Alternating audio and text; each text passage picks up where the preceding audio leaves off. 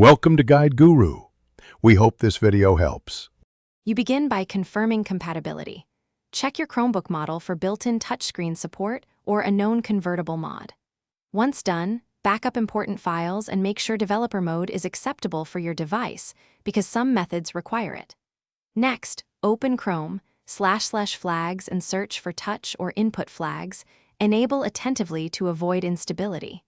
You do this because the OS may hide drivers or features. Enabling flags exposes experimental touch stacks that let the system detect touch hardware.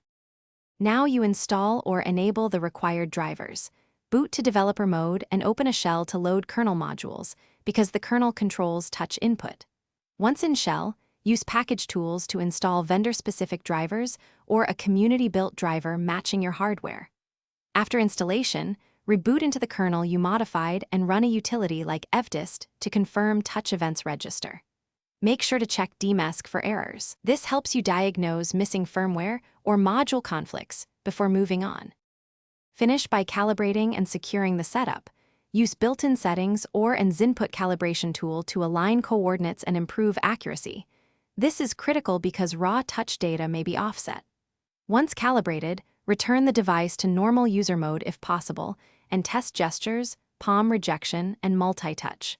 If touch still fails, check firmware versions, reinstall drivers, and revert risky Chrome //flags changes one at a time. This troubleshooting path pinpoints the exact failure and prevents Thanks for watching. Consider subscribing if we helped you today.